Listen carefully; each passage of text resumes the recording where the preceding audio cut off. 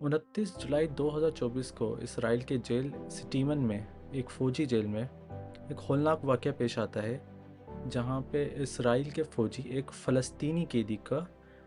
जिनसी तशद्दुद करते हैं और उसको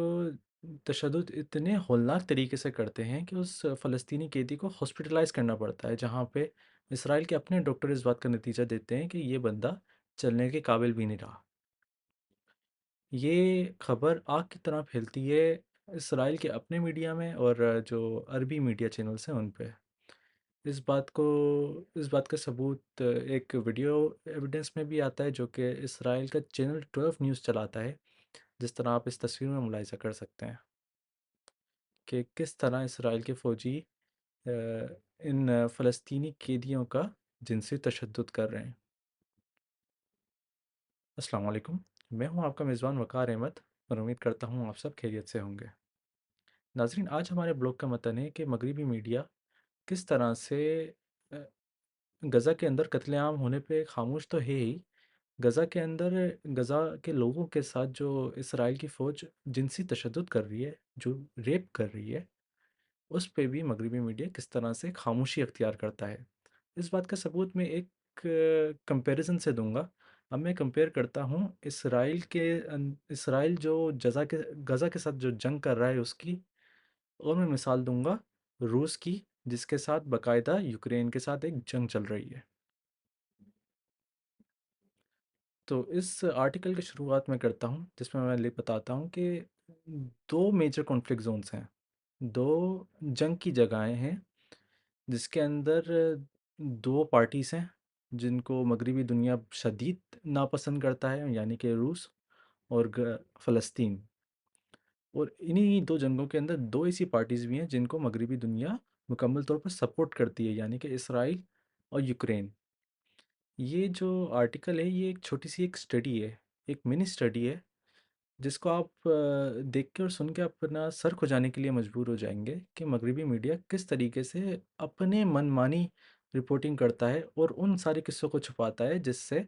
मगरिबी दुनिया के जो बाकायदा दोस्त हैं उनका नाम बदनाम ना हो सके। इस सर्च को करने के लिए, इस स्टडी को करने के लिए मैं क्या करता हूँ, ये एक छोटी सी सिंपल सी एक मामूली सी एक गूगल सर्च है। अब मैं गूगल पे जाता हूँ, मैं एक प्राइवेट ब्राउज़र खोलता हूँ इनकॉग्निटो मोड में। इसमें कोई गूगल का अकाउंट लॉगिन नहीं होता, तो गूगल नहीं जानता कि ये अकाउंट कौन यूज़ कर रहा है, जिसका मतलब गूगल ये नहीं बता सकता, ये नहीं फेवर कर सकता कि इस शख्स को ये इस तरीके के आर्टिकल्स पसंद है या ना। उसके साथ साथ जब मैं ये सर्च करता हूँ तो मैं फ्रांस के कनेक्टेड एक वीपीएन इस्तेमाल करता हूँ। इस स्टडी के अंदर मैं सिर्फ दो चीज़ें सर्च करता हूँ। पहले मैं सर्च करता हूँ यूक्रेन के जंग के अंदर होने वाली जिनसी तशद्दुद, और फिर मैं सर्च करता हूँ गाज़ा के अंदर जंग होने वाली जिनसी तशद्दुद। मैं समझता हूँ कि ये दो ऑब्जेक्टिव सर्च टर्म है, इनमें मैं किसी के ऊपर इल्ज़ाम नहीं डाल रहा, बाकायदा मैं सिर्फ सर्च कर रहा हूँ कि क्या यूक्रेन के जंग के अंदर जिनसी तशद्दुद किया जा रहा है और क्या गाज़ा के अंदर जो जंग चल रही है उसके अंदर जिनसी तशद्दुद किया जा रहा है। मैं किसी के ऊपर इल्ज़ाम नहीं लगा रहा इस सर्च के ऊपर कि कौन कर रहा है। मैं सिर्फ ये देखना चाहता हूँ कि क्या मगरिबी मीडिया एक अदल और इंसाफ के तहत इस दोनों मामले पे रिपोर्ट कर रही है, या सिर्फ एक पे कर रही है और एक पे नहीं कर रही। अब ऑलरेडी मैंने आपको बता दिया है 29 जुलाई को होने वाले इस होलनाक वाक़ये का, जिसकी वीडियो सबूत भी सामने आए। अल जज़ीरा ने भी कन्फर्म करा, इसराइल की अपनी मीडिया चैनल्स ने इस पे बात पे कन्फर्म करा। हत्ता कि इसराइल की जो पार्लियामेंट है, उनके पार्लियामेंटेरियंस ने प्रेस कॉन्फ्रेंसेस करी और इसमें एतराफ़ करा कि इसराइल की फ़ौजी जेलों के अंदर फ़लस्तीनी लोगों का जिनसी तशद्दुद किया जा रहा है। इससे पहले कि मैं आपको इस स्टडी को मैं आगे लेके जाऊँ, मैं आपको ये बता सकता हूँ कि सहूनियत की नीचे गिर जाने की क्या लिमिट है, या कोई लिमिट है ही नहीं। वो ये कि जब ये अखबार ये खबर सुन सामने आती है, दुनिया के सामने आती है, तो जो इसराइल के लोग हैं वो इस बात पे खड़े नहीं होते कि भाई, हाँ, ये जो कैदियों को तुम लोगों ने उठाया हुआ है, इनके साथ जिनसी तशद्दुद ना करो, इनका रेप ना करो। बल्कि ये जो सहूनी कौम है, ये उठ खड़ी होती है और बाकायदा धरने देती है। ये बोलती है कि हमारे इन फ़ौजियों ने इन फ़लस्तीनी लोगों का जिनसी तशद्दुद करा है, لیکن ان لوگوں نے کوئی قانون نہیں توڑا، ان لوگوں کو رہا کرو، ان لوگوں کو کوئی سزا نہ دو۔ یعنی کہ وہ یہ جو صہیونی لوگ ہیں یہ باقاعدہ ایک حق مانگ رہے ہیں اپنی حکومت سے اور اپنی قوم سے کہ ہمیں دوسرے لوگوں کا ریپ کرنے کی اجازت دو، ہمیں ریپ کرنے کا حق دو، کیوں ہمارا حق بنتا ہے کہ ہم ان فلسطینی آدمیوں کا اور عورتوں کا ریپ کریں۔ اس تصویر میں ہم ملاحظہ کر سکتے ہیں کہ اسی فیسلٹی کے باہر، جیل کے باہر، ایک بڑی تعداد میں صہیونی لوگ آئے ہوئے ہیں اور یہ دھرنا دے رہے ہیں اور احتجاج کر رہے ہیں۔ مزید اس سے پہلے کہ میں آپ کو اس اسٹڈی میں لے کے جاؤں، میں آپ کو ایک دلچسپ سی بات میں ایک اور دکھانا چاہتا ہوں۔ اس 29 جولائی سے ہونے والے اس ہولناک واقعے سے ایک مہینے پہلے اسرائیل کے اور فلسطین کی دارالحکومت جروسلم میں وہاں کی اسرائیلی عورتیں ایک شدید احتجاج کرتی ہیں، ایک جنسی تشدد کے خلاف ایک ریلی نکالتی ہیں عورتیں، جہاں پہ وہ چیخ چیخ کے بول رہی ہوتی ہیں کہ ہمارا جو اسرائیل کا کلچر ہے اس کے اندر جو اسرائیلی آدمی ہیں ہمارا ریپ کر رہے ہیں اور ہمیں بری نگاہوں سے دیکھتے ہیں اور ہمیں گندی نگاہوں سے دیکھتے ہیں اور ہمارا ریپ کیا جا رہا ہے۔ اس تصویر میں ہم ملاحظہ کر سکتے ہیں کہ کس طرح اسرائیل کی اپنی عورتیں سڑکوں پہ نکلی ہوئی ہیں اس بات کا حق ماننے کے لیے کہ ہمارا جنسی تشدد نہ کیا جائے، لیکن اس کے ساتھ ساتھ یہی اسرائیلی قوم ہے جو کہ اٹھ کھڑی ہوئی ہے اس بات کا حق ماننے کے لیے کہ ہمیں فلسطین کے آدمیوں اور فلسطین کی عورتوں کو جنسی تشدد کرنے کا حق مل جائے۔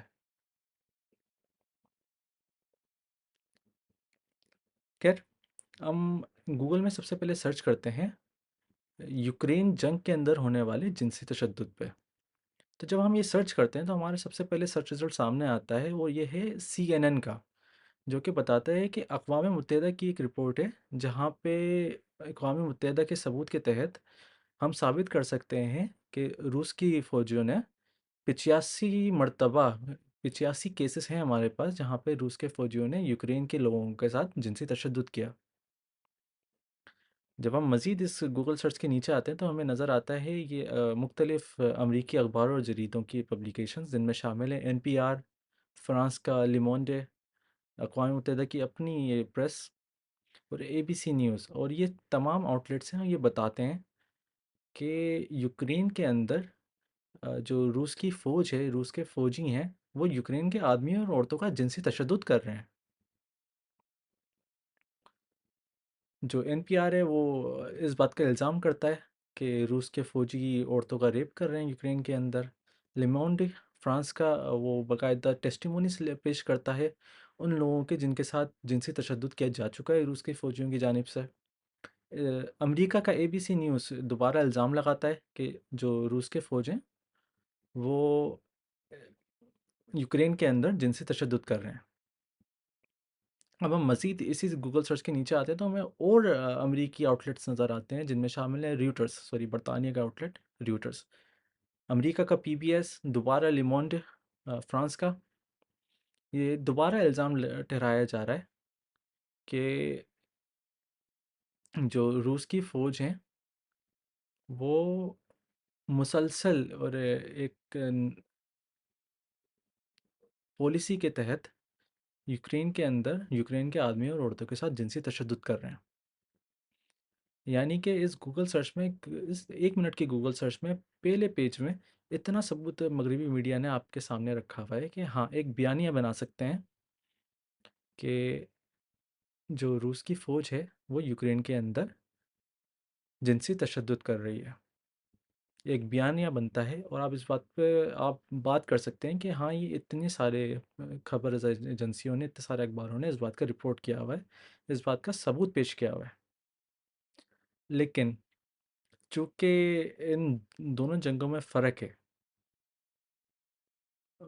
جو مغربی دنیا ہے وہ روس کو پسند نہیں کرتی، تو اس وجہ سے یوکرین کے اندر مغربی جو میڈیا ہے وہ مکمل طور پہ ایک جنونی طریقے سے رپورٹ کرتا ہے، جو حقائق ہے وہ سامنے لے کر آتا ہے دنیا کے کہ ہاں یوکرین کے آدمیوں اور عورتوں کے ساتھ جنسی تشدد کیا جا رہا ہے۔ اسی طریقے سے اگر ہم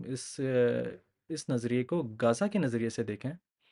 تو ہمیں نظر آئے گا کہ فلسطین کو مغربی دنیا پسند نہیں کرتی، کیونکہ اس کے تو بہت لمبی وجوہات ہیں۔ خیر جب آپ سرچ کرتے ہیں یوکرین کا نام چینج کر کے گوگل کے سرچ سے آپ صرف غازہ لکھ دیتے ہیں تو آپ کو نظر آتا ہے کہ اس سرچ کے اندر جس طرح آپ اس تصویر میں ملاحظہ کر سکتے ہیں کہ مغربی میڈیا کی طرف سے کسی بھی قسم کی کوئی رپورٹنگ نہیں ہے۔ یعنی کہ جب ہم نے یوکرین کے بارے میں سرچ کر رہا تھا تو سب سے پہلے رپورٹ آئی تھی CNN کی،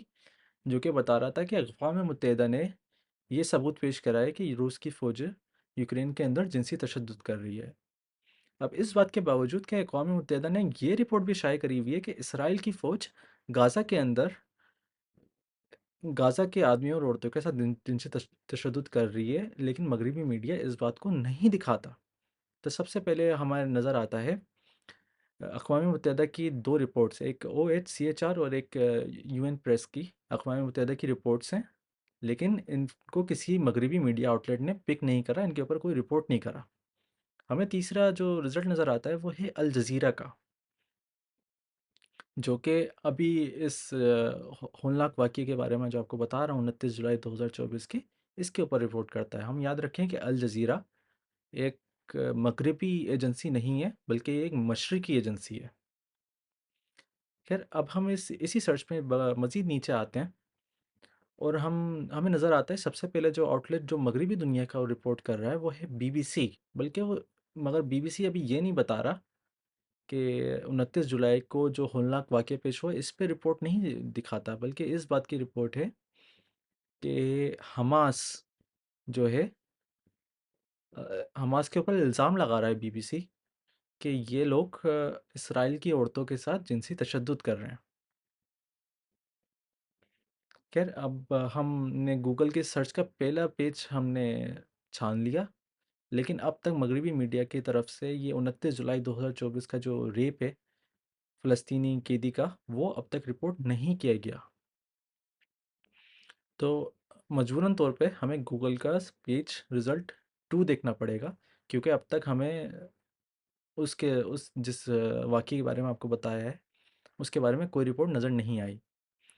تو پھر جب ہم دوسرا پیج کھولتے ہیں تو ہمیں نظر آتا ہے کہ NBC نیوز امریکی اخبار یہ بتاتا ہے کہ جو اسرائیل کے جو قیدی حماس نے رکھے ہوئے ہیں ان کے ساتھ حماس جنسی تشدد کر رہا ہے۔ ایک اور امریکی جریدہ دی نیشن وہ بتاتا ہے کہ حماس اسرائیل کی عورتوں کے ساتھ جنسی تشدد کر رہا ہے۔ ایک اور امریکی ایجنسی AP نیوز وہ بتاتا ہے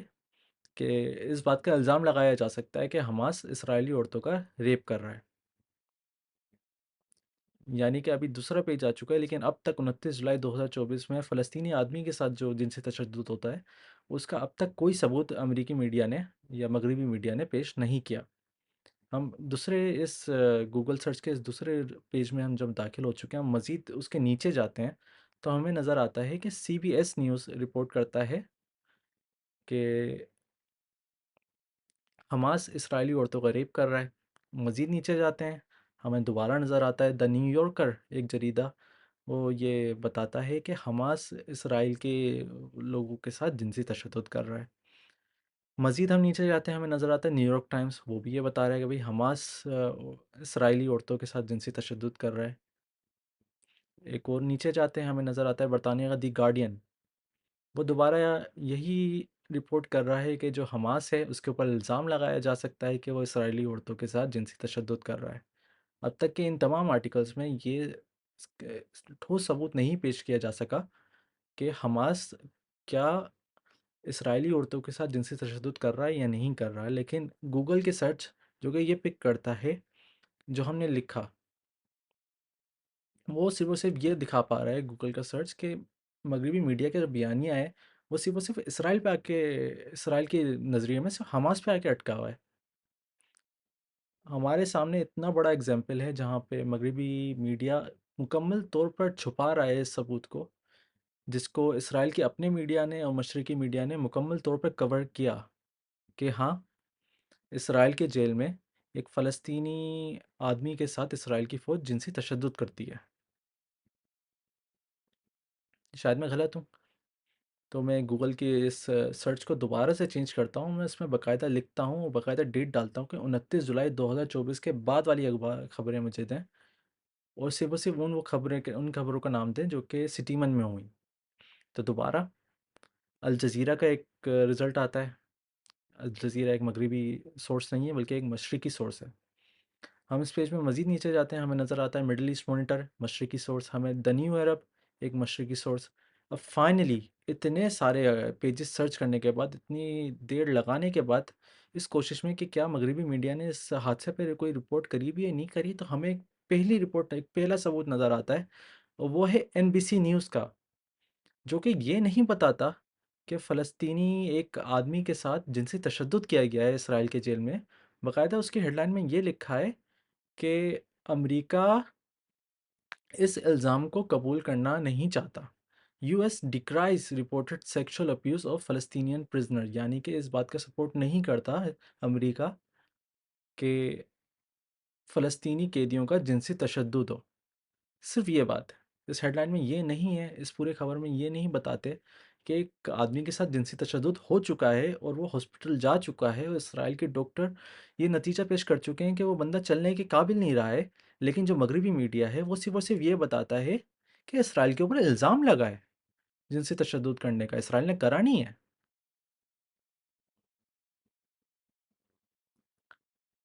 جب یہ واقعہ رونما ہو رہا تھا، اس کے کچھ دنوں کے بعد، فوراً نہیں، ویسے تو وائٹ ہاؤس سے اور اسٹیٹ ڈپارٹمنٹ سے فوراً کلیئرفیکیشنس آ جاتی ہیں،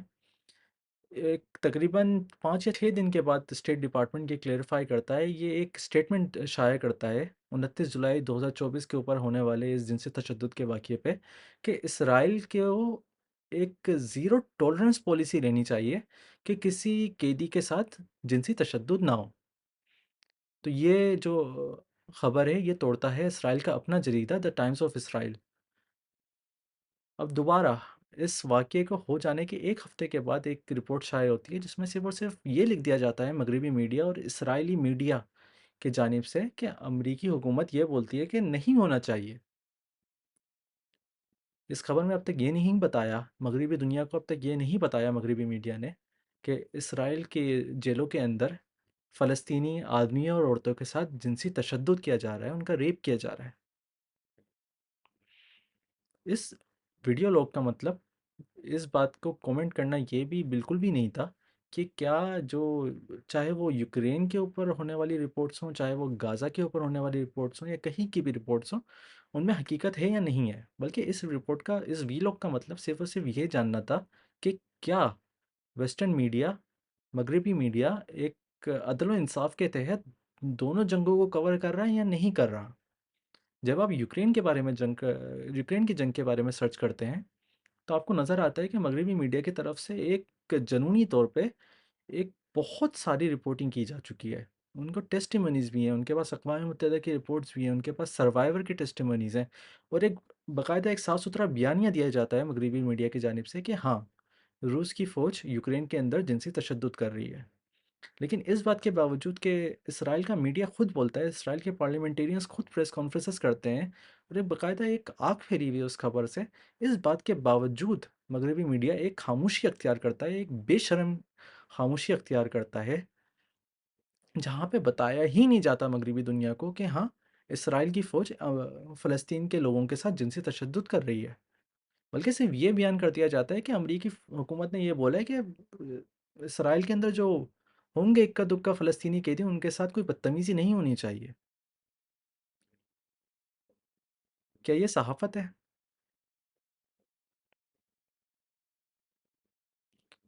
یہ ایک چھوٹی سی ایک منی اسٹڈی تھی، ایک چھوٹا سا ایڈونچر تھا، اس کو آپ خود ریپلیکیٹ کر سکتے ہیں۔ میں تو آپ کو اس بات کی دعوت دوں گا کہ آپ سٹیمن میں ہونے والی 29 جولائی 2024 کے اس ریپ کے بارے میں، جنسی تشدد کے بارے میں سرچ نہ کریں، بلکہ روزانہ کے ہونے والے ان واقعوں پہ آپ ریسرچ کریں، اور آپ دیکھیں گے کہ اسرائیل کی فوج غزہ کے اندر اسکولوں کے اندر بمباری کرتی ہے، نہتوں کو مارتی ہے، بچوں کو مارتی ہے، بچوں کی لاشوں کو، بچوں کے کھیلتے ہوئے بچوں کو رون دیا جاتا ہے ٹینکوں کے نیچے۔ ان سب کی رپورٹنگ مغربی میڈیا نہیں کر رہا، صرف اور صرف وہاں کے لوکل جو صحافی ہیں وہ کر رہے ہیں، الجزیرہ کر رہا ہے، اور کچھ مشرقی آؤٹلیٹس ہیں جو کہ اس کوشش میں لگے ہوئے ہیں کہ ہاں، دنیا کو دکھایا جا سکے کہ کس طرح اسرائیل کی فوج قتل عام کر رہی ہے غزہ کے اندر۔ لیکن مغربی میڈیا ایک بے شرم اینٹی इस हकीकत को छुपा रहे हैं।